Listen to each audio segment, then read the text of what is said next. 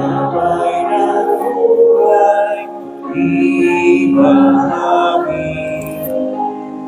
Panginoon ang iniibig, sinusuri ko ang iyong salita, umaasang ko'y makikita.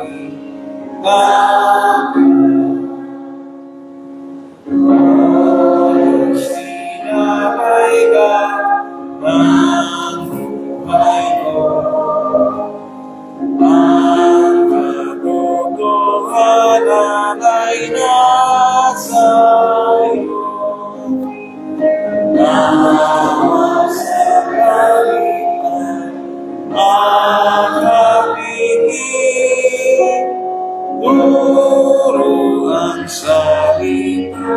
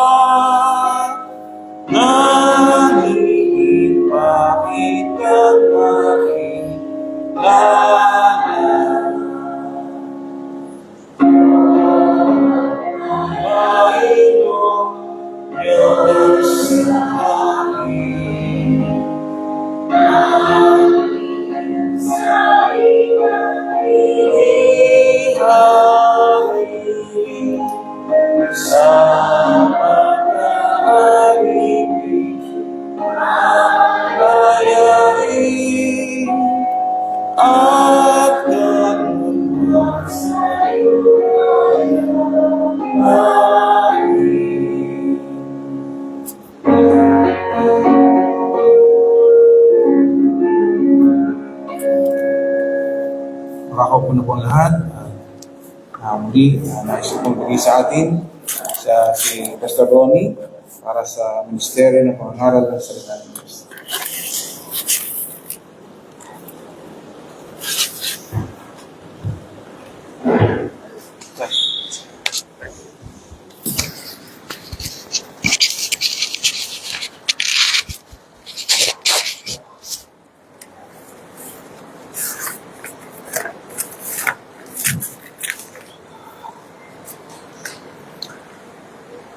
Muli po ay isang magandang hapon, pinagpalang hapon. Salamat sa lakas na ibinigay sa atin.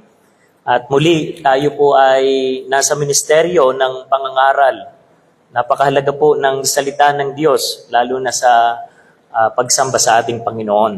Ang talata na ating pag-aaralan ay makikita po natin sa unang Korinto, Kabanata 15 at versikulo 58 or 1 Corinthians chapter 15 verse 58. Babasahin ko po sa wikang Tagalog. Ulitin ko po, ang talata natin ay nasa unang Korinto, Kabanata 15 at versikulo 58. Kaya nga, mga kapatid kong minamahal, kayo'y magsitatag, huwag makilos na laging sumasagana sa gawa ng Panginoon, yamang nalalaman ninyo na hindi walang kabuluhan ang inyong gawa sa Panginoon. Tayo po ay manalangin. Dakilang Diyos, muli po kaming lumalapit at hinihiling na ang ministeryo ng banal na Espiritu ay mangyari sa aming kalagitnaan sa pamamagitan ng pangangaral. Kami nagpapakumbaba sa iyong harapan at tatanggap ng iyo pong biyaya sa pamamagitan po ng pangangaral. Muli, ang kapurihan po'y sa iyo lamang. Sa pangalan po ng Panginoon Jesucristo. Amen. Ang pamagat po ng ating pag-aaralan ngayon ay pinamagatan ko pong pagpapagal na hindi mawawalan ng kabuluhan. Pagpapagal na hindi mawawala ng kabuluhan. Ano po ang punto ni Apostol Pablo sa atin pong binasa? Ang paglilingkod sa Diyos ay hindi lamang isang pagbo-volunteer, kundi ito'y isang masikap na paggawa na nangangailangan ng katapatan sa ating Panginoon. Maaari na mabigyan natin ng halimbawa sa banal na kasulatan ang iba't ibang uri ng labor o yung tinatawag na pagtatrabaho. Halimbawa, ginamit po ang labor na ito o ang pagtatrabaho kagaya ng isang magsasaka na ito po ay ginamit sa 2 Timoteo chapter 2 verse 6. Ang sabi po, si Apostol Pablo rin ang sumulat po dito, ang sabi niya, ang magsasakang nagtatrabahong mabuti ang siyang dapat unang makinabang sa bunga ng kanyang pinaghirapan. Makikita natin po yung principle o katotohanan na ang isang nagpagod ay dapat makinabang. At yun pong principle na yon ay napakahalaga. Ginamit din po ito ni Juan sa John chapter 16 verse 21. Kapag manganganak ng isang babae, siya'y nalulungkot sapagkat dumating na ang oras ng kanyang paghihirap. So, yung pong hirap na yan ay ginamit din ni Juan. Ngunit, pagkapanganak niya, nakakalimutan niya ang kanyang paghihirap sapagkat nagagalak siya dahil sa pagsilang ng isang sanggol. Makikita po natin na hindi ito simpleng hirap, but ito po'y may kasamang cost o bigat. Kasama din po ito doon sa ating pinag-aralan kanina. Kapag nakita natin ang ating Panginoon Kristo sa bigat na kanyang ginawa sa cross, tiyak na tayo rin po ay magbibigay ng labor o paglilingkod na hindi lang isang simple kundi paglilingkod na may katapatan. At ito po ang madalas sinasabi ng mga apostle. Si Apostol Pablo ay ginamit niya ito doon sa unang Corinto chapter 15. Actually, hindi lang po diyan sa 58, maging doon sa verse 10, ang sabi niya diyan, ngunit dahil sa kagandang loob niya, ako'y naging isang apostle at hindi naman nawala ng kabuluhan ang kaloob niyang ito sa akin. Katunayan, ito po yung ginamit niya, nagpagal ako ng higit kaysa sino man sa kanila. Hindi para i-compare na mas magaling siya sa iba, but ang gusto niya pong bigyan ng diin, yung kanyang ibinigay na paglilingkod sa ministeryo ng Ebanghelyo. At ito po yung gusto ko ding ipakita sa ating lahat, na kung tayo po ay magbibigay ng paglilingkod sa Panginoon, ay bigyan natin ng meron pong mabigat na halaga, kung paano po ang Panginoon ay nagbigay din sa atin ng halaga. At dito po ay makikita natin na maaari, kung tayo po ay mag-oobserba sa panahon ngayon, maaari na tayo ay nagtatrabaho sa iba't ibang dahilan. O magbibigay po ako ng ilang halimbawa. Maaaring ang iba sa atin ay nagtatrabaho sa iba't ibang kadahilanan tulad halimbawa para mabuhay. Hindi ko po sinasabi na masama ang magtrabaho para sa iyong sarili, subalit merong mga tao na dito lamang po nakatuon ang kanilang buhay. Meron namang nagtatrabaho para sa kanilang sariling kaalwanan sa buhay. Talaga naman pong masarap talaga kung ikaw ay nasa nagbibenepisyo ng iyong pinaghirapan. Subalit may iba pang nais ituro ang salita ng Diyos na hindi lamang dapat sa ganito, kundi mayroong dapat tayong pagtuunan. Yun po ang ibig sabihin. Hindi lamang po iyon. May mga taong nagtatrabaho ng doble o triple. Alam niyo po ba na maraming bansa na napaka-workaholic talaga para po sa kanila yon.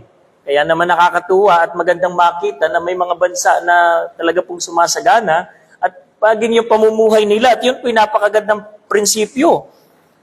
So may mga tao na nagtatrabaho para po sa kanilang sariling kasiyahan. At marami pong mga kultura, especially po sa ibang lugar, ang sabi nila hindi na baling maraming utang, at least nakapaghanda naman ng malakihan. Ano ho? Maraming nagpapasaya lamang para sa kanilang sariling kaligayahan. Kaya nga ho mga kapatid, kung ito ang ating paningin, ang dahilan ng ating pagsisikap, lahat ng ito ay walang kabuluhan. Kung ito lamang, hindi ko po sinasabi na huwag tayong magpagod para sa ating sarili. Subalit, makikita natin doon sa talata, kung hindi ang ating Panginoon, ang ating personal na motibasyon sa paggawa, lahat ng ito ay walang halaga. At sana'y tayo pong lahat ay nagtatrabaho para sa ating Panginoon lamang. Ito ang tunay na layunin bakit po tayo ay nagtatrabaho. Maaaring sabihin natin, ako naman po'y nasa secular, subalit ito'y binanggit din sa mga talata. Mamaya ay titingnan po natin. Kung babalikan natin ang 1 Corinthians, alam niyo po ba na yung lugar na yan ay lugar na sentro ng maayos na lugar. Ibig sabihin, kalakalan, maraming trabaho. Kumbaga, hindi yan yung mga liblib na lugar sa panahon nila. At dahil yan ay sentro ng kalakalan, siyempre maraming negosyo, yan ang lingwahe ng mga tao, puro trabaho. At maaari na kung bakit yan ang sinulat ni Apostol Pablo upang ipakita na ang tunay na labor o ang tunay na pagtatrabaho ay nandoon sa tamang principle kung paano mo ito ipapamuhay. At yun po ang mariin na ating titingnan. Para kay Apostol Pablo, pinapahalaga niya ang paggawa. Maaaring secular po yan, at lalo't higit sa ministeryo ng Ebanghelyo ng ating Panginoon. Kahit ang pinakamababang uri ng trabaho ay mahalaga sa ating Panginoon kung ang ating pagtatrabaho ay sa Kanya nakatuon. Katunayan, inonor ni Apostle Paul ang iba't ibang uri ng trabaho. Halimbawa, ginamit niya yan sa Colossus chapter 3 verse 23. Ano man ang inyong ginagawa, gawin ninyo ito ng buong puso na parang sa Panginoon kayo naglilingkod at hindi sa mga tao. So pinapakita na dahil mayroon tayong iba't ibang labor at iba't ibang estado, ay wala namang masama. Subalit, yung ating motibasyon ng paglilingkod ay dapat sa ating Panginoon. Ang lagi ko pong ini-example sa aming iglesia doon po sa San Pablo, kahit na ikaw ay naglilinis, alam niyo po, may mga schedule po sila para ding kagaya po ninyo, lahat tayo pantay-pantay. Hindi ibig sabihin na ako ay pastor, ay akin ito. Lahat tayo ay nagsiservisyo sa Panginoon. Gawin natin ito na may pagpapakumbaba, ng may pagmamahal. Hindi lahat ay tinawag patungkol dito, pero pwede tayo makapaglingkod ng buong puso. Hindi nasusukat sa dami ng ginagawa, pero nasusukat sa kanyang katapatan. Kaya nga po ang ginamit diyan kung bakit therefore, mayroon pong dahilan. At katunayan, hindi ko na po binasa pamula doon sa 1 hanggang 57. Subalit isa po ang tinutumbok noon. Kapag inyo po yung binasa, ay makikita ninyo na tinutukoy diyan ay ang ating ding Panginoon sa Kristo, ang kanyang muling pagkabuhay. Maraming nakakita sa kanya, maraming naglingkod, maraming nagpagod, at lahat ng kanilang ginawa hindi nawala ng kabuluhan. Ang katunayan, ito po ang dahilan kung bakit tayo ngayon ay nagbibinipisyo ng mga aral na ito. Sapagkat marami po ang mga nagpatuloy, maraming mga Christian martyr na sila po ay pinatay alang-alang sa paglilingkod at hindi po nawalan ng kabuluhan ng kanilang paglilingkod. At maging tayo mga kapatid, iba man ang panahon noon at ngayon man ay panahon na ito, maaari pa rin tayo makapaglingkod na may katapatan sa ating Panginoon. Ipinapakita dun sa mga talata na nauna na yung pagkabuhay namang muli, ito yung isa sa pinakamalaki na aanihin natin sa kabilang buhay. At dahil doon tayo tumitingin, nagpapatuloy tayo sa kanyang biyaya. Kaya po, binabanggit niya dyan, pag tinignan ninyo po yung mga verses dyan, lalo na pagdating sa 35 hanggang 49, ipinapakita po diyan yung pong kalagayan ng ating katawan. Ipinapakita yung ating pagtatagumpay sa pamamagitan ni Kristo. Therefore, ang ibig sabihin, yun po yung ginamit niya, therefore, live this way. Ito yung ating ipapamuhay. At napakaraming talata na laging binabanggit, laging tayo ay tumingin sa mga spiritual, makalangit na paglilingkod. Kaya ho, ang punto natin mga kapatid, ang mga doktrina dapat ang nagtutulak sa ating mga tungkulin. Yung mga aral na ating natututunan. Ito yung nagdadala sa atin na may katapatan sa ating paglilingkod. Sapagkat ang muling pagkabuhay ay hindi lamang isang istorya, kundi ito yung pag-asa ng mga nabubuhay. Ano man ang ating estado. Kaya ho, naalaala ko na naman si Asap. Muntik na siyang tumalikod dahil tumingin siya sa biglaang pagyaman. Nalimutan niya ang tunay na dahilan kung bakit siya sumasamba sa ating Panginoon. Kaya nga ho mga kapatid, kung walang resurrection, maaaring ang ating pinagpaguran ay wala ding kabuluhan. Walang pag-asa. Nagpapagod tayo sa wala.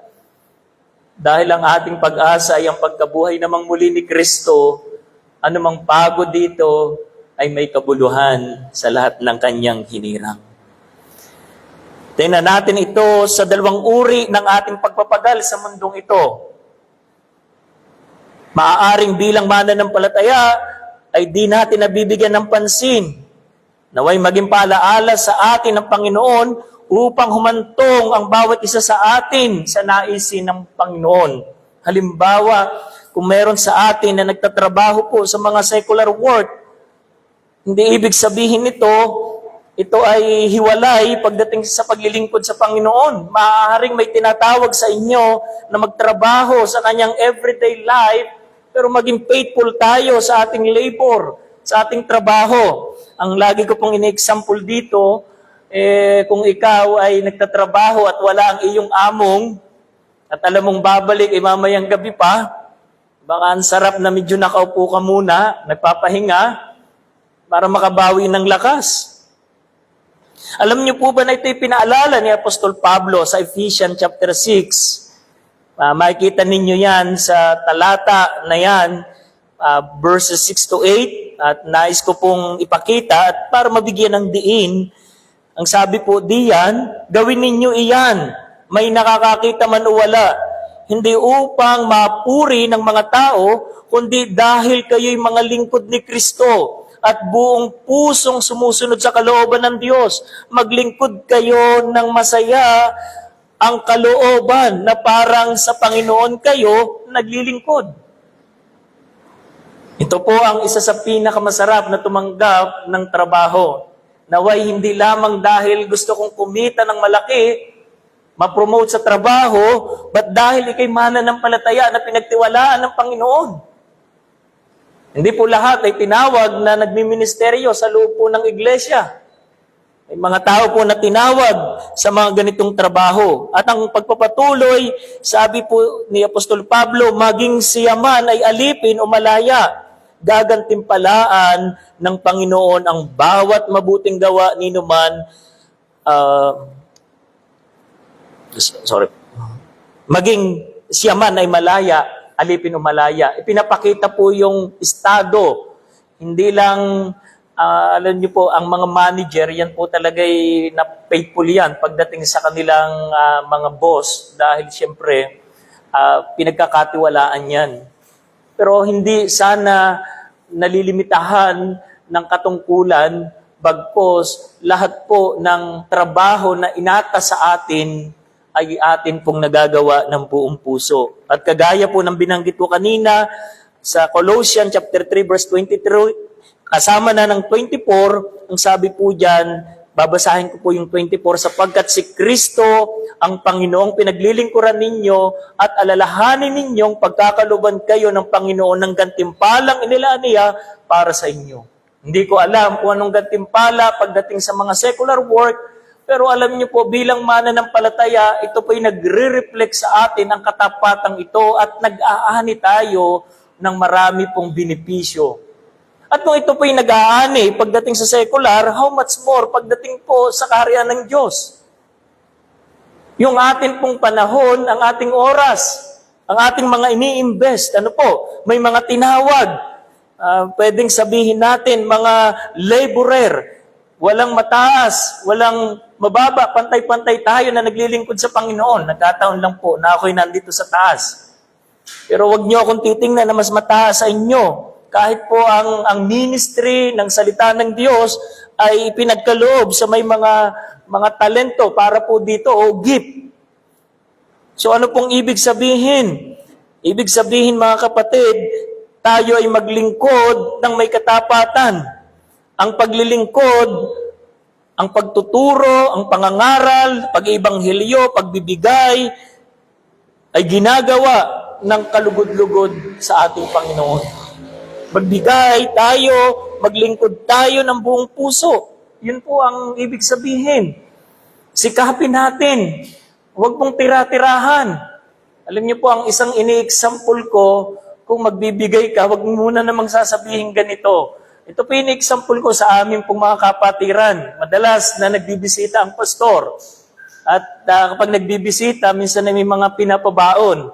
Pero wag namang sasabihin na, pastor, malapit na pong mapanis. Sayang naman po. Talagang sabi ko, kakainin ko pa ito, pero siyempre dahil binigay.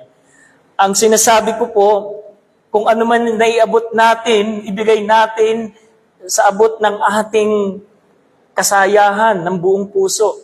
Huwag nating hayaan na ito ay bagay na ibibigay mo lamang para hindi masayang. At ang ating paglilingkod sa Panginoon, hindi po dapat tira-tirahan. Dapat ibigay natin yung the best na paglilingkod. Maaaring pwede nating sabihin, pastor, talaga pong ito lang po yung kaya kong ipaglingkod. Walang masama.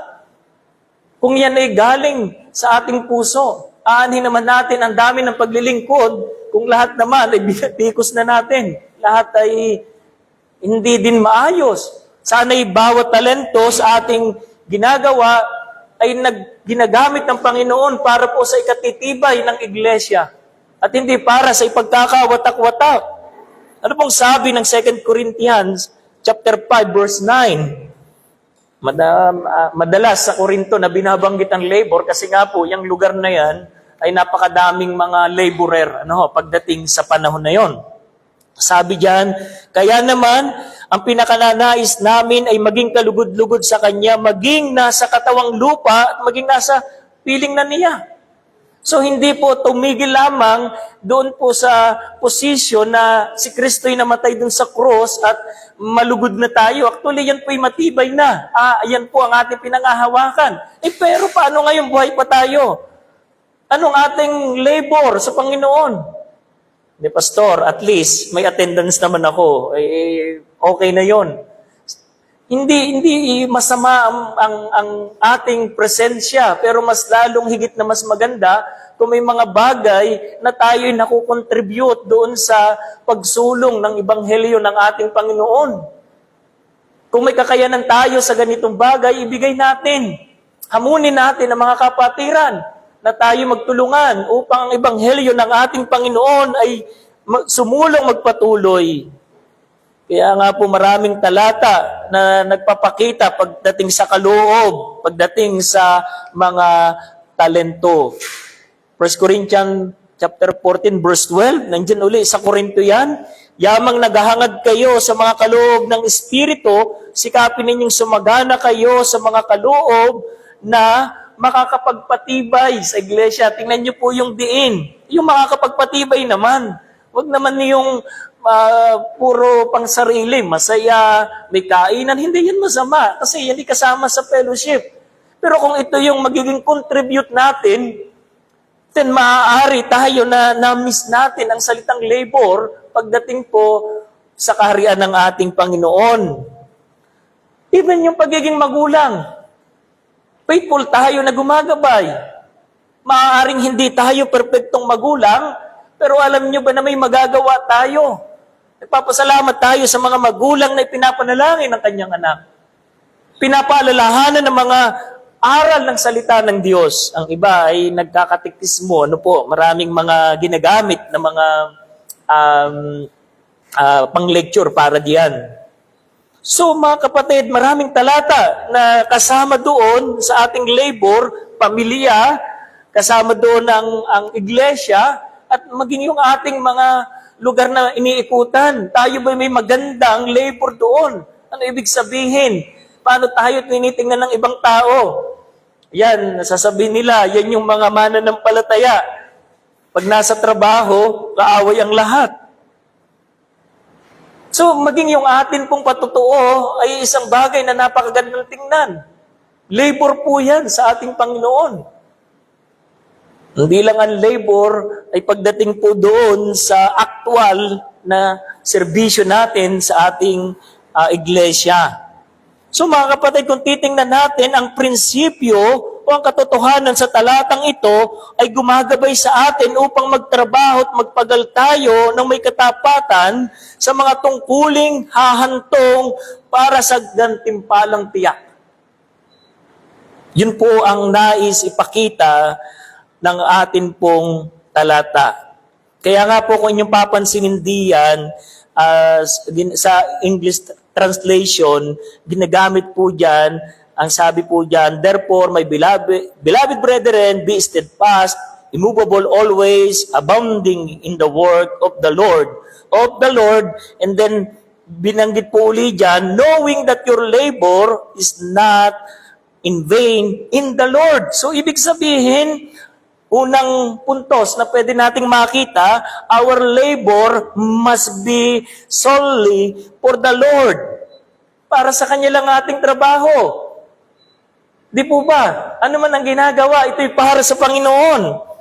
Ang ating pagpapagal ay dapat sa Panginoon lamang, kaya niya binanggit. Kung ano man ang ating kalagayan ng trabaho, tayo ba'y naglilingkod sa Panginoon. Bakit? Dapat na sa Panginoon lamang. Dahil po, binago na tayo ng Panginoon ang ating puso. Hindi na dapat ino-occupied ng ibang Diyos-Diyosan. Ang sabi po sa mga modernong idols ay ang pera or ang anything na iniimbento natin na mas mahalaga at pinagtitiwalaan. So yun po ang dahilan.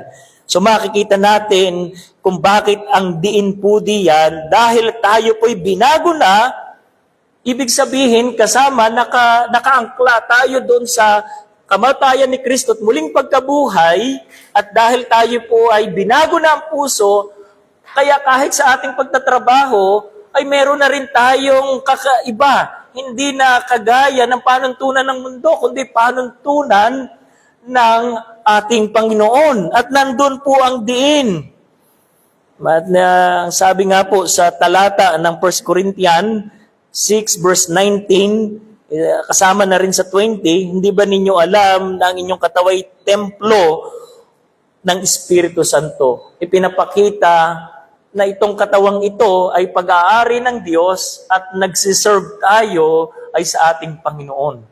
Medyo sa tingin lang ng iba, dahil secular, nagtrabaho ay hindi na rin kalooban ng Panginoon. But ang sinasabi doon, itong katawang ito'y pag-aari ng Panginoon. Kaya ang nire-require doon ay maging faithful tayo sa trabaho.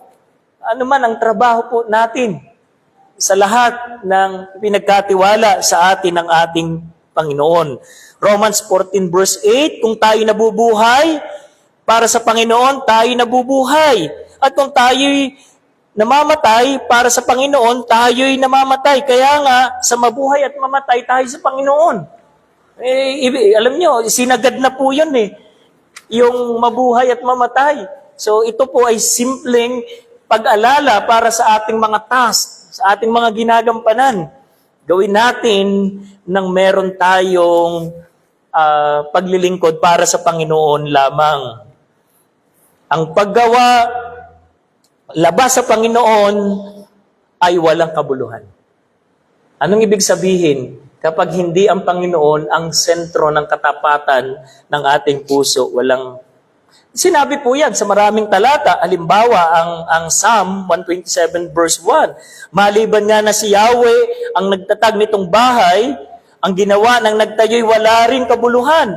Maliban nga na si Yahweh ang sa lungsod ay gumabay, ang pagmamasid ng bantay ay wala ring saysay. So ano nga namang silbi kung maitayo mo ang bahay na maganda, malaki, kung hindi ang Panginoon? So yun din ang sinasabi, bagamat siya'y service, siya'y labor, pinapakita pa rin, dapat ang sentro ay ang ating Panginoon. Kaya nga ho mga kapatid, kapag naging mali ang ating principle sa mga bagay na ito, ay maaaring maapektuhan kahit po ang ating labor, kahit po sa ating mga kung inyo pong papansinin diyan sa talata, ang sinasabi, dapat ang ating pagpapagal ay nagtutuloy-tuloy. Yun po ang dahilan kung bakit binanggit always abounding. Laging sumasagana. Anong ibig sabihin po ba nun? Sumasagana, pagsisikap yun. Hindi performance para tayo matanyag, kundi gawain na ibinigay mo yung the best mo. Ito yung the best mo, then yan na yung sinahanap ng Panginoon. At kailangan po natin itong gawin sapagkat ito ang mga prinsipyo. Ang sabi ho ng Galatians 6:9, kaya't huwag tayong mapagod sa paggawa ng mabuti sapagkat pagdating ng takdang panahon, tayo aani ng hindi tayo susuko. Bakit po binabanggit yung mga ganito? Kasi gawa po yan. Paggawa ng mabuti, labor pa rin yan. Kita niyo mga kapatid, ang lawak ng scope o ng sakop pag sinabing labor.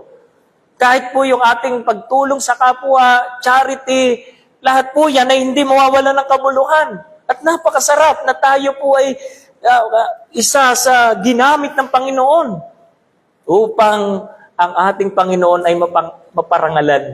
At yan po ay napaka-espesyal sa kanyang mga anak. Yun ang dahilan kung bakit dito sa talata, ini-encourage niya ang mga taga-Korinto. Hindi lamang ito kung gusto, kapag ito ay madali para sa iyo, o kapag may nakakakita, ay para namang ikaw ay napakasipag, napakahusay. At kapag wala nang nakakakita, and then, total, wala namang nakakita, edi magano muna ako, papitex-petex muna. So hindi na po tayo ganon, binago na tayo ng Panginoon.